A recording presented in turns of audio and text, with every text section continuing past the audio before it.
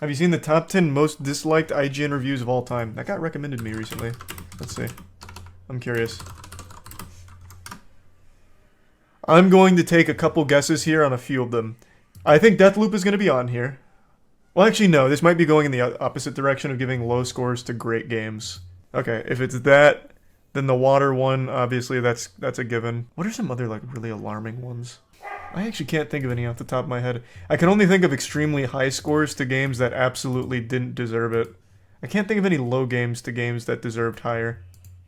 Video game journalists. Inscrutable folk, but in many ways, we should be thanking them, because every now and then, intro. usually Holy fighting shit. amongst ourselves to call a brief truce, Wow. congregate around the dislike button, and fight back against a common enemy.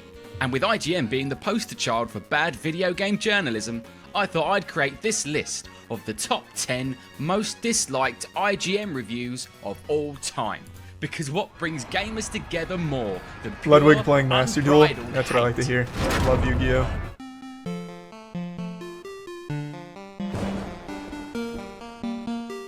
So, coming in at number 10, we have their review of Call of Duty Black Ops 3 from 2015, sitting at a respectable 19,000 dislikes. Why? That's not bad for IGN. IGN once again gave a Call of Duty game a stupidly high score of 9.2 out of 10, with 0 cons. If it has no cons, why not give it a 10 then? See? To be fair, and I will never go to bat for IGN, but to be fair, just because there's no complaints doesn't mean the game is like a masterpiece or perfect. Like, I do disagree. Like, if you can't think of anything negative, then that means it's perfect. No, it doesn't mean that. Like, it's great at everything it does, but it doesn't mean it's like the perfect product everyone's going to love. A 10 then. See, not only do we get angry when IGN rate a game too low, we get just as angry when they rate a game too high. I don't remember Especially when that Black Ops game is 3 from being a franchise bad. like Call of Duty, which releases the same boring game year after year, and IGN keeps giving them 9s out of 10s. And what really pisses on our chips is when they rate games that are clearly more innovative, original, with better mechanics, graphics and gameplay lower than the latest Call of Duty game. So keep this score in mind as we move on down the list.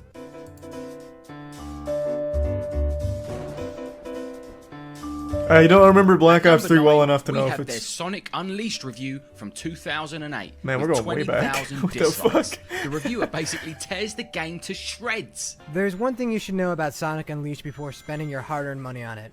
It's a big piece of garbage. Big piece of garbage. Indeed, That's it's harsh. games like this that make reviewers rethink their lives. Now, It's I not have a that theory bad. when it comes to Sonic games. It's fine. Someone at Sega hates the Hedgehog with all his might, and he's going about trying to sabotage the franchise with these awful games.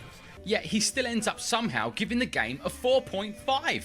He claims the jump button is unresponsive, then proceeds to jump over the boost ramp to his death. The jump button can be fatally unresponsive at times, and it's just a lot of trial and error gameplay that can get a little bit repetitive after a while. And his hot take on why he shouldn't have to upgrade Sonic's speed is so fresh. I mean, really, do I need to pay to upgrade Sonic's speed? Shouldn't Sonic be as fast as he can be from the get-go? Isn't that the reason why I bought a Sonic game in the first place? Oh, and you can cleanse people's souls by taking pictures of them.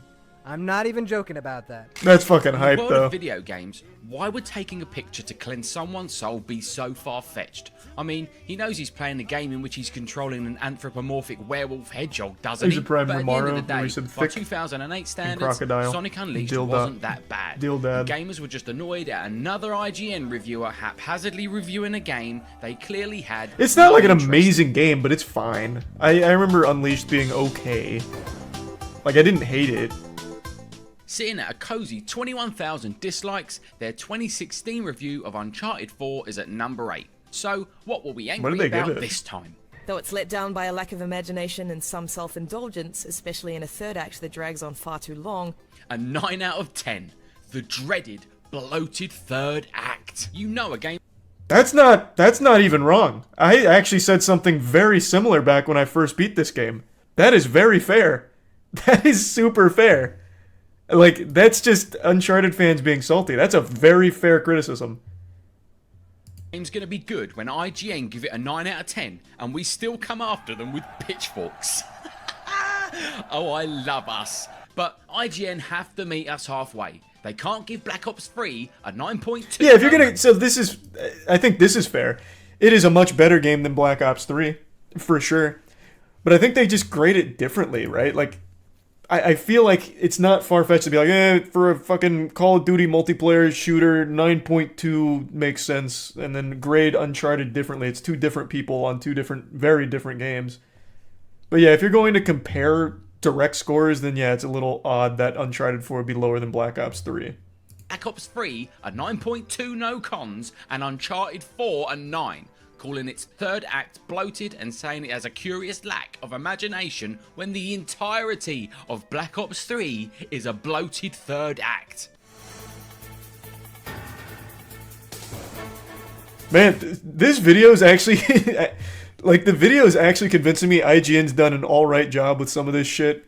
I've been like a big IGN hate watcher for a minute, but I completely agree with them on Uncharted 4. That is super fair criticism. And Black Ops 3 was good. Like, it's not the best. 9.2 is high, but it was good. Xenoblade Chronicles Definitive Edition slashes its way into our number 7 slot with Didn't play 24,000 Xenoblade. dislikes. Now, No this horse in review this has race. all the hallmarks of a classic bad IGN review. Firstly, the review contains a massive spoiler where they show, without warning, a late game unlockable character in the menu screen which would spoil the whole first half of the game. Now, you'd think IGN would take the video Thanks for down, some Cherry and edit out Warby, the spoiler, and and Joshua, re-upload Kiwi, it. But Storian, and instead, Thick. they decided to leave this pinned comment in the comment section. Lazy bastards. Next, the reviewer goes on to call Melia, one of the weaker characters from the main campaign, a sentiment Xenoblade fans strongly disagree with, and then calls the character Dunban Duncan. This time, however, they did edit out the mistake. But even in the re-edit, he still pronounces the name wrong, with a horrendous drop in audio quality, which sounds like he did the voice edits on one of these. RPG as the story goes to some really weird places that are as confusing as they are preposterous. The core Xenoblade experience remains intact here, lovable meathead Ryan, or the stoic and inscrutable Dunban. They call Xenoblade Chronicles Definitive Thanks for the Edition, bits, The Fino. best version of Some Cherry. Xenoblade Chronicles we've ever had. giving it an 8 out of 10, which is a lower can score check than that they out, gave Fino. the original release and 3DS port. Work that one out. Don't know Xenoblade, no horse in that race. Well, I know Xenoblade, I haven't played In it, at I number mean. 6 is their Shin Megami Tensei 5 review Haven't with played this one either. 36,000 dislikes, and IGN managed to piss everyone off within the first 6 seconds of the review. Shin Megami Tensei 5 feels like the edgier, less sociable younger brother of Persona 5. The reviewer complains about how certain aspects Isn't of the Persona game 5 a are not the spin-off same of Shin as a Megami Persona Tensei? game, which to Shin Megami Tensei fans is the entire point. It's not so much a standalone review of Shin Megami Tensei 5, but more a video comparing It is, yeah. two different Thought so. series and taking marks off of one game because it's not like the other. Where SMT5 consistently fell short for me as a massive Persona fan, though, was the writing. It takes Yeah, you can never do upwards that. of 20 hours to find Even having not true played this game, personal there's no point in motivation comparing it to a beyond completely different game. survival and figuring out what's going on, in contrast to Persona get the complaint 5, there. which makes things personal right away. I just couldn't shake the feeling that this was Persona without the heart. Without the unforgettable companion characters, the potent personal story, the incredible soundtrack, and the jaw-dropping twists and turns. Giving the game an 8 with the only negatives being that it's not like Persona is mental, and fans of the Shin Megami Tensei series were absolutely right to call this one out. Yeah, I think that's probably fair. If his main complaint was it's not similar to Persona, then that's some dog Things shit, are agreed. hotting up now. Doom 2016 blasts its way in at number 5 with a healthy 42,000 dislikes. Wait, what? He Didn't they starts give this a good waffling score? on about how Doom 2016 feels to Doom. For some, this is exactly what Doom should be, because it resembles the 1993 game of the same name. But with all due respect, those are desperately low expectations. But it doesn't What? really distinguish itself by recreating 25-year-old gameplay. 2 minutes and 15 seconds is all the time he gives to reviewing Doom's main campaign before moving on to the multiplayer, Oh, which he the also multiplayer was hates. bad. Fixed Yeah, power-up multiplayer was placement bad. and shortcuts give experienced players who know the map an advantage. No. Really? Do you mean to tell me that if players learn the maps and best weapon locations, they have an advantage? This makes the decision Yeah, the restrict multiplayer was access to bad. weapons and That's include fair. a Call of Duty style leveling system that much stranger, because it gives experienced players another leg up with access to better weapons and more powerful demon runes. So, experienced players that put more time and effort into the multiplayer. No, it's even a get access to multiplayer better genre. weapons and items. It's even a multiplayer genre I like, but Doom 2016 just did not do it well. I was not a fan of the multiplayer, and I was pretty excited for it. I even played the beta. Or, was it a beta? What did they release? Was it a tech preview? I don't remember now. It's been so many years. But they released the multiplayer a bit early. It just wasn't that good. I wanted it to be good, though, but it was just, eh. You're blowing my mind, IGN. Blowing my mind! So what was the verdict on one of the best shooters to have come out in the last 15 years? Ooh, that is A stinky. 7.1 out of 10. It still meets the What the fuck? Wait, what? They gave it a 7? Yeah, that's some trash.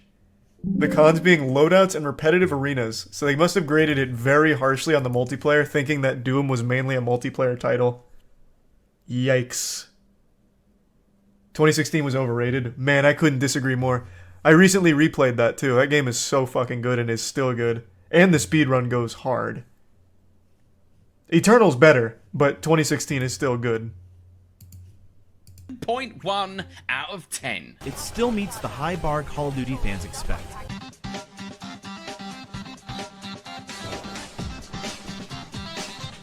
Amazingly, we have a tie at our number 4 spot between two different Pokemon game reviews. Pokemon Alpha Sapphire Omega Ruby and Pokemon Sword and Shield. Oh, they gave Sword and Both Shield a on great score, didn't they? 45,000 dislikes. And believe it or not, Sapphire Ruby is probably the most infamous review on this list because it gave birth to the most popular IGN meme, Too much water. Yeah. It's not a new complaint, but the Hoenn region is still imbalanced type-wise, heavily favoring water Pokemon. It's especially noticeable in Alpha Sapphire since the villainous Team Aqua uses a lot of water types. It just feels like there are water Pokemon in nearly every battle, and I have an overleveled Pikachu to show for it. You also have to navigate many bodies of water, which makes much of the late game incredibly tedious. Other than saying the game has too much water and too many hidden moves, she doesn't seem to have anything else negative to say about the remaster. And I us didn't play the Pokemon fans, remaster. as understanding and compassionate as they may be, were just perplexed as to why having too much water would have such a heavy effect on the overall rating of the game, which the reviewer gives a 7.8. So politely picking up their pitchforks, That might be a fair they overall score. completely Couldn't tell you I didn't annihilated play the it. review Stupid and complaint, created though. a meme so powerful it now completely embodies the entire bad video game journalism topic. Right, onto Sword and Shield. Same nostalgic This was fun, bad. but I remember it doesn't this one. fall victim to getting stuck in the past. It streamlines and fixes many of the series' long-running Nope. problems, from excessive tutorials to the tedium of navigating random encounters. Simply put, Sword and Shield are the best Pokemon games I have ever played, and I played them all. Big words from IGN there. It seems that some people like this game and some people think it's an absolute underwhelming letdown. But it's no question that everyone was expecting the second Pokemon game on the home console to look much better than it did, and include all pre-existing Pokemon, which it didn't, causing the whole Game Freak lied controversy. When they said the reason why they're not including all pre-existing Pokemon was because they were remaking character models and their animations, not just And then the porting community them ended over up doing from it for older them. games. Then a Reddit post surfaced showing allegedly leaked data mined comparisons of Sword and Shield's character models alongside character models I from forgot older that. games that seem to completely contradict what Game Freak had previously said, aka Game Freak lied. So I think we're not just seeing people disagreeing with IGN's stupidly high score for another God, Pokemon yeah. game. That I still think Sword and Shield is by far the worst Pokemon games like ever made, and that's saying something when most of them for the last like 12, 15 years have been super lazy. Well, that's not fair. 15's too long. The last like 10-ish years have been super lazy. Sword and Shield somehow is all the laziness you'd expect from Game Freak and half the content as older titles. It's so bad. I couldn't stand it. I couldn't fucking stand it. I think I gave it a 50 on the moist meter. I can't quite recall, but I was really upset by it. but also protest dislikes after feeling they had been lied to by the developers, and IGN hilariously getting caught in the crossfire. Gotta love it. Here's the bits, Nelly. All Pokemon games have been the same for a decade. They were for a while, but they tried something new with Arceus, and while it wasn't like a full hit, it wasn't a full miss either. They're going in the right direction. I think Arceus has good ideas that they need to flesh out. But for the first time in a long time, Game Freak's finally trying something different. Like, drastically different, that is, as opposed to just the same formula they've worn out.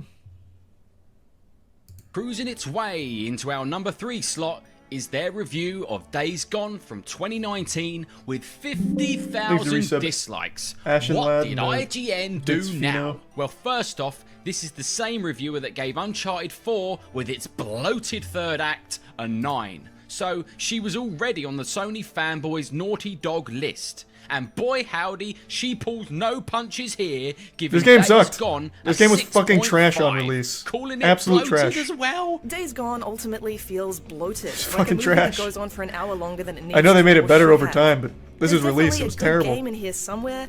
You can feel it in the crunchy combat and when running from an enormous freaker horde. Some fine-tuning and editing could have removed the tedium and highlighted what makes this game unique and interesting, but Days Gone rides strictly down the middle of the dusty road and never finds its rhythm. Now, the general consensus is that the game is pretty good, and I think gamers felt the 6.5 was unjustified and found some of the reviewers' criticisms disingenuous. Like here, for instance, when she criticises the bad writing. Which Days Gone insists on telling largely through tedious, barely interactive flashbacks of him and his wife. The dialogue's pretty bad. But only if you promise to ride me as much as you ride your bike. On the face of it, you'd think the reviewer God, has I a forgot point. how fucking Out of stupid the context, game was. That line does seem really cringy. Jesus. But earlier on in the game, Deacon's wife Sarah specifically asked Deacon not to say that line at their wedding, only to surprise him by saying it herself. The reviewer also hits us with... It doesn't change anything, it's still peach. stupid. Deacon can It's also still so unlock a dumb. slow-mo ability early on, I which forgot makes how no dumb sense that for a game was, biker, fuck but me. it allows you to relieve the pressure for a moment if you get overwhelmed. It's a game with guns. What on earth is she blathering about?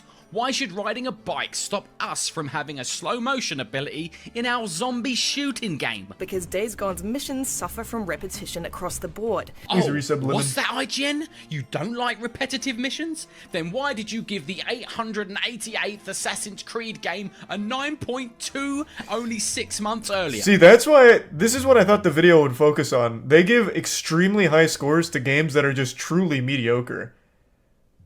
The ones here is like offending fanboys of a title, like Days Gone. That game was absolutely fucking miserable on launch.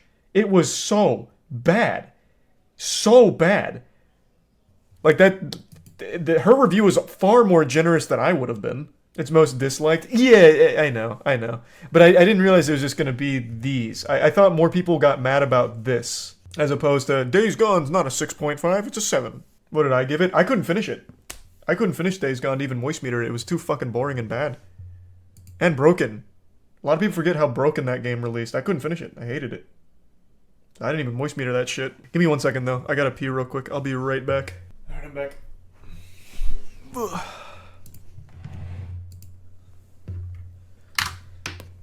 Here's the Prime Queen and Caviar and the resub Kelp and Pheno.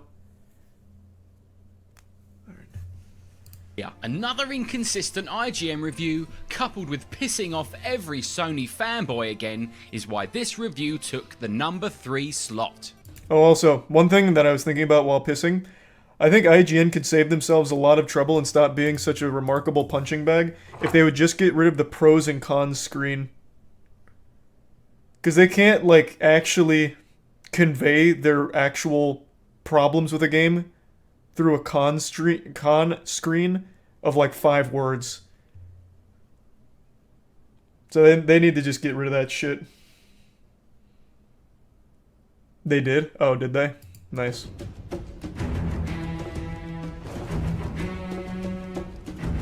Unbelievably, at number 2, we have a 3-way tie.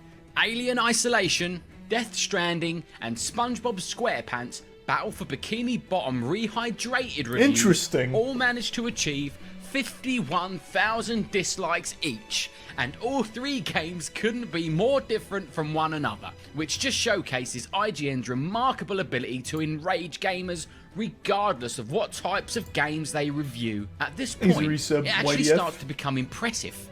When I began researching for this video, watching one bad IGN review after the other, I looked a lot like this. Stoic and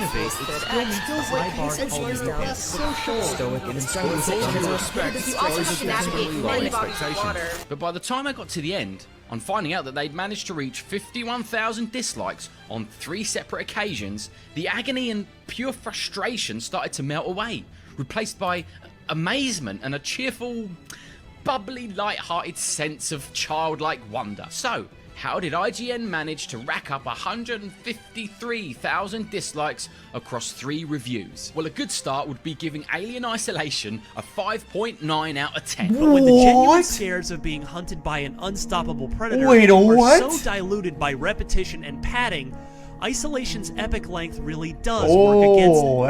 That's real bad. Someone is going to make an incredible Alien video game that checks every box. But sadly, Isolation is not it. Needless to say, gamers were outraged, and judging by the comment section, still are. And rightly so. It's one of the most atmospheric, tense, that is like actually one of the better horror games ever made. Even 8 years after its release, it's still better than most, if not all, of the crappy horror shovelware games you'll come across today. And it didn't help that IGN gave Goat Simulator an 8 out of 10 6 months earlier. You can't keep comparing 2 wildly different reviewers and wildly different games and their scores. That is an actual nothing burger. But yeah, this is a terrible, terrible, terrible review for Alien Isolation. Laughable criticisms the reviewer makes is how he was killed, even though he was motionless and out of sight. Fright dissolved into frustration as I got killed from behind for the umpteenth time, even as I was crouched motionless and out of sight in an air duct. But leaves out the fact that he was holding the motion sensor that alerts aliens to your position, which the game makes perfectly clear, and it's just another case of IGN getting the completely wrong person for the job. A mistake they also made with their review of Death Stranding, which they gave a 6.8. Certain landmark games in recent years... A little low, but I agree. I didn't really like Death Stranding. I loved the atmosphere. I even liked a lot of the narrative, as confusing, convoluted, and messy as it was. I just thought the game overall was fucking miserable to play. A game I will never, ever, even remotely consider touching again. You gave it a 50? I don't think I gave it a 50. I thought I gave it a 70. I'm going off memory. I might have given it a 60. I think I was in the 60 to 70 ballpark. I can't fully recall. It's an absolute terrible game from a gameplay perspective. There's nothing fun about it. There's nothing enjoyable about it. And the tedium isn't there as like a lesson or a deeper meaning. It's just tedium for the sake of tedium. Fucking hated it. Hated the gameplay. Legend of Zelda Breath of the Wild and Red Dead Redemption 2 have managed to successfully tread the line between the rigidity of realism and the exhilaration of pure escapism. Death Stranding possesses similarly lofty ambitions, inventive ideas, and a sprawling, spectacular map, but it's all been saddled on a backbone made of repetitive mission design and arduous traversal that simply can't support its weight over Tier 1 yummy in the prime, journey. Tony. This review apparently isn't for everyone. Perfectly balanced. This man plays RuneScape and thinks Death Stranding is boring? Yeah, but I'm under no delusion that RuneScape is fun. At all. It's not. Maxing is one of the most miserable things I've ever done in my life. I don't defend the RuneScape grind. Quite the opposite. And now you're really grasping at straws. Death Stranding is straight up fucking miserable to play. You know, in fact, I compare it a lot to RuneScape. Tedium for the sake of tedium. Grinding, rune crafting, I think I've spent the better part of like 250 hours over the last 2 months on rune crafting. And that's how it feels in Death Stranding. Just point A to point B a million fucking times, traversing slowly, maybe setting up your zip lines to make it a little bit quicker, but not by much. I set up an elaborate network of zip lines to try and make it quicker in my playthrough, and it didn't improve it much. It's just fucking miserable to play. But there always was at least somewhat of a payoff with a really interesting world and story to it. everyone. And it's definitely a game you have to be in the right mood and frame of mind to play. Which, if you are, there's no doubt you'll find the 6.8 score absolutely ridiculous, and even if the game's not for you, I'm sure you'd still be able to appreciate that Death Stranding is a truly unique AAA one-off experience from one of gaming's living legends, Hideo Kojima. And lest we forget, in the very same month, in the very same year, they gave Pokemon Sword and Shield a 9.3 out of 10. Okay, last game in this three-way tie. SpongeBob SquarePants Battle for Bikini Bottom Rehydrated. How is it even possible to get 51,000 dislikes on your review of a remake of a 17-year-old mediocre SpongeBob SquarePants platformer that PS2 kids remember fondly?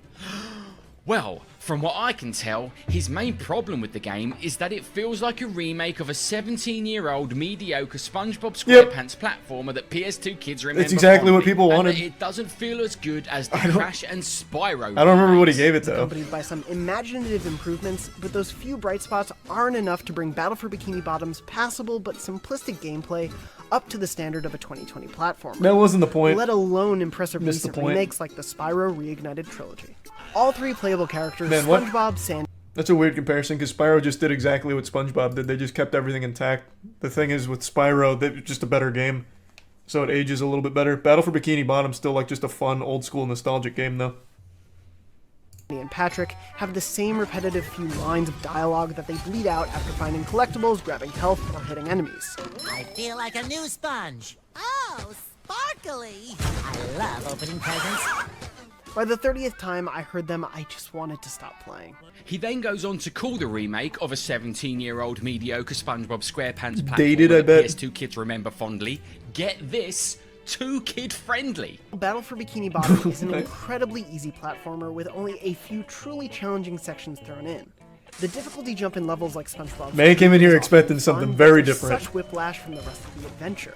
And when they're done, the challenge reverts to being simplistic and kid-friendly for its final few challenges. Ultimately, us gamers are That's always pretty happy silly. when a game from our childhood gets a good remake, which is what Rehydrated is. Okay, it doesn't add any bells and whistles, but what did the reviewer expect them to do with Battle for Bikini Bottom? Add a Battle Royale mode? And the gamers that enjoyed this game as kids, who probably just wanted to take a load off and rekindle their youth for a few hours, didn't appreciate another disinterested, monotone IGN review raining on their parade. That's so low for no reason. Yeah, that was pretty bad. Rough. It's the big one. The Last of Us Part 2 is the most disliked IGN review of all time. They Coming gave in it a at 10, I nearly think, double right? that of our number 2 games, a whopping 91,000 dislikes. Spoiler alert, covering the build-up and leaks and the controversy around this game is another video entirely, but let me just cover the main kick in the balls. The first game is one of the most loved and critically acclaimed games of all Masterpiece, time, no fucking question. masterpiece. Not just for its graphics and gameplay, but for its storytelling, dialogue, and the relationship that develops between the two main characters, Joel and Ellie. And as the credits rolled on the first game, the 7-year-long wait for the sequel began. Then about a month prior to The Last of Us 2's release came the There's a leaks, Pants, with one Goober, and leak Micro. towering above the rest. The leak was a Brandu. cutscene of Joel. In IGN's defense, once again, no matter what they would have given this game, they're fucked. If you reviewed Last of Us 2, you were fucked. No matter what. If you loved it, you get fucked. If you hated it, you get fucked. There has never been a more contentious title, a more divisive title in the history of gaming. There is not a single one that even comes close. People feel very strongly on both sides, so no matter what, your opinion was going to be incendiary.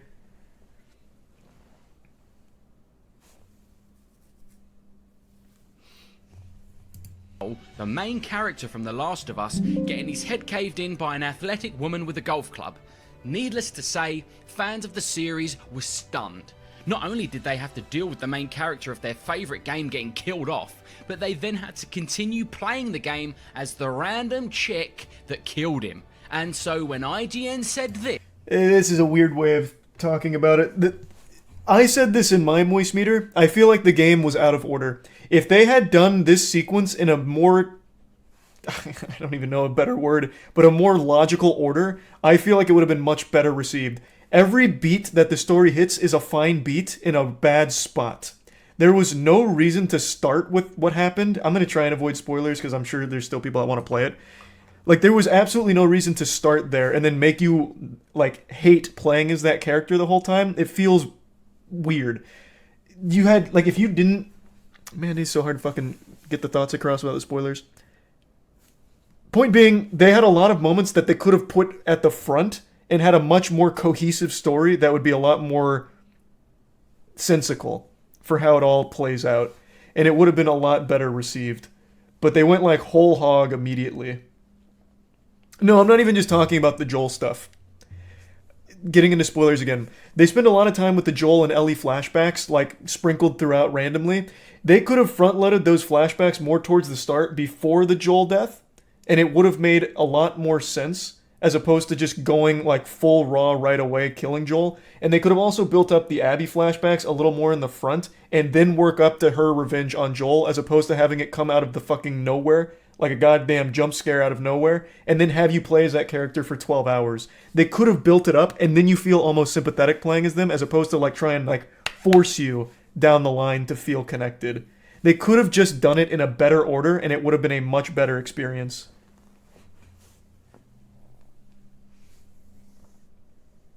And that's what I said in the moist meter, too. Like, it just felt out of order. But while Part 2 is a thrilling adventure, it still makes time for a stunning, nuanced exploration of the strength and fragility of the human spirit. The PlayStation 4 has one of its finest exclusives in one of the generation's best games. Personally, I only liked the first game. I mean, it was brilliant, don't get me wrong. No need to dislike this video. Wouldn't that be ironic? But once I finished it, I didn't feel the need to ever play it again. We're not talking about beautiful Joe here, let's be real. And whether or not The Last of Us Part 2 deserves Weird comparison. to be the Beautiful main Joe focus slaps, though. of the most disliked IGN review of all time is up for debate. But what's not up for debate is that IGN continue to be the worst source of video game reviews on the internet. And I'm very openly not an IGN fan, but there is much worse. There's just straight up much worse. Immediately off top of mind, Polygon. I don't think I have agreed with a Polygon review yet. They're not the worst. They are not good, but they are not the worst. And long may they reign. Thank you all for watching. I've been the Is Tominator. Kotaku even like a Subscribe legitimate if you want to like see more game gaming review site content like anymore? this, and let me know what I don't even IGN see the review reviews pissed anymore. you off the most in the comments. For me, it's Greg Miller's review of Zombie U. But for now, Zombie U is a one-dimensional whack-a-mole title with some clever ideas that never really come together. Which lives in my head rent-free. Anyway, take it easy, and remember, never That was add interesting. too much water. And as always, hasta la vista, baby. Thanks, the resub ability. That was interesting. I wouldn't have expected those to... Well, some of those I would have expected to be on there. I really thought more people got upset about the extremely high scores to undeserving titles, but there was only 2 of those cases in there, which is weird. Thanks, the resub Poopus and JD. I'm surprised God Hand review wasn't in there. It's just not a huge title. That's probably why. It's more of a cult classic. Kotaku got disbarred from video games after the PS5 review. Oh, I forgot all about that, actually. Thanks to the resub Homie and Beetlejuice. And Streams and Haley. What was that? I'm pretty sure I made a video on the old Kotaku PS5 review, didn't I? Here, let me see. This was going back.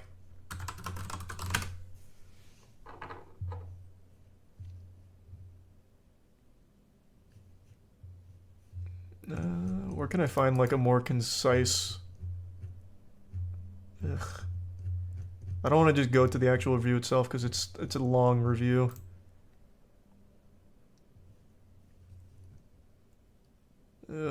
Has no one done just like a full summation?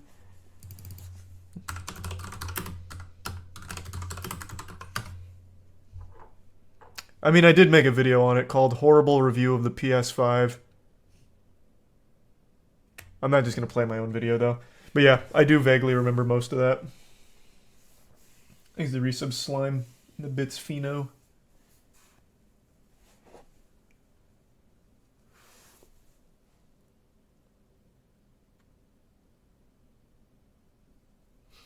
Thanks to the resub Poopy.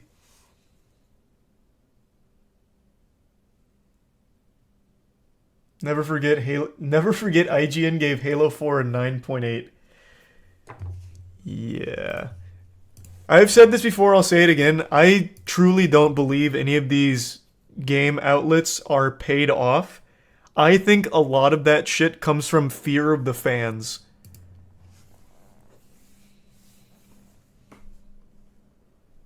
They know, like, they'll get eaten alive if they're too harsh on a beloved title, so they get very, very pussyish with it. I don't think they get paid off. They might. I mean, there definitely is a world where that's a possibility. I just don't think so. I really think it's more of just, like, the fear of being attacked by fans on Twitter or some shit.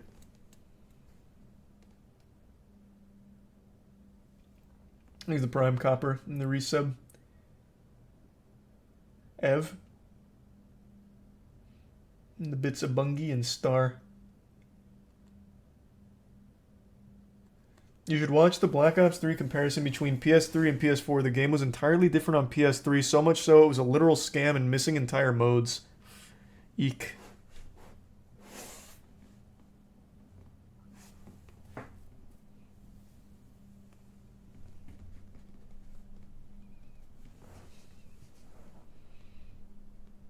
Have I ever given 100 on the moist meter? Not yet.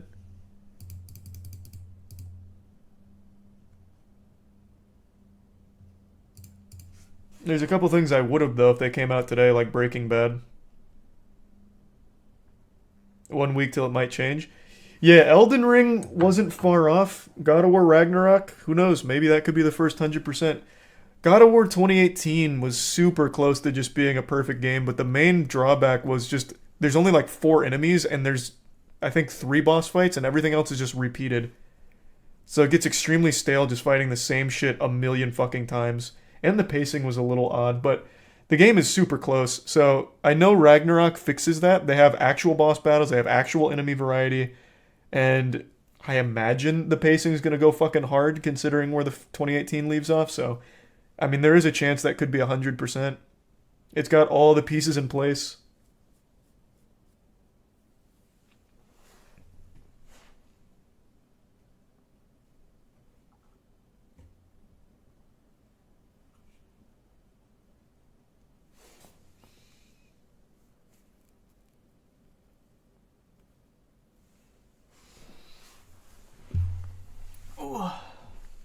Didn't you give ReZero 100? Man, fuck no. I love ReZero, though. I didn't give it 100.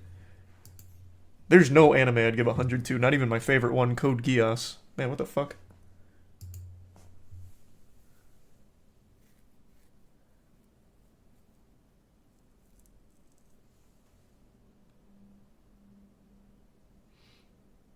Didn't you say Minecraft would be 100? If Minecraft came out today, I'd give it 100, yeah.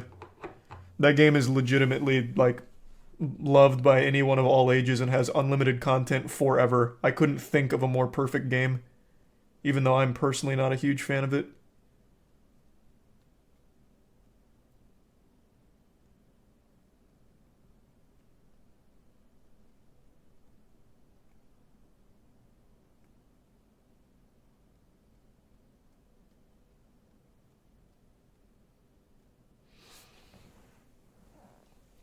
Nope, I did not, Tori. Upgrade was good, though. How do you still not like Minecraft? It seems impossible. It's not even that I don't like Minecraft, I just don't get into it. Like, when I played on custom worlds with friends, I enjoy it, but, like, I don't play on my own.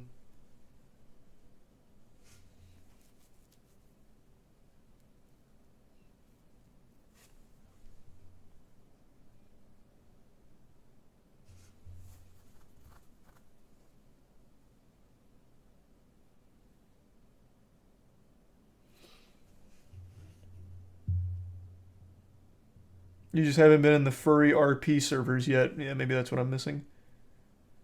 Will you be playing Sonic Frontiers? Comes out the day before Ragnarok, so yeah, I'm gonna try and bust that shit out. But the second Ragnarok drops, I'm absolutely swapping off Sonic Frontiers. I think it was very fucking stupid for the Hedgehog to go up against Kratos. I don't know why they'd do that. I don't know what the fuck they were thinking.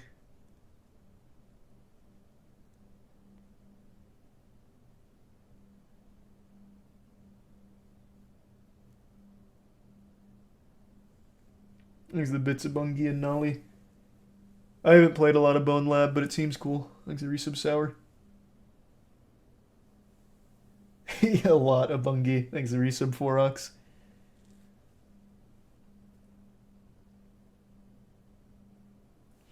Polygon gave Dark Souls 3 a 7 out of 10, but gave Dark Souls 2 a 9 out of 10 and called it the best Souls game. Yeah, that's Polygon in a nutshell, though. Like, this may be conspiratorial, but I believe it. I think Polygon doesn't even actually play the games. They say what they think the fans want to hear. I cannot think of a single review from Polygon I have ever read where I was like, yeah, that makes sense. I agree.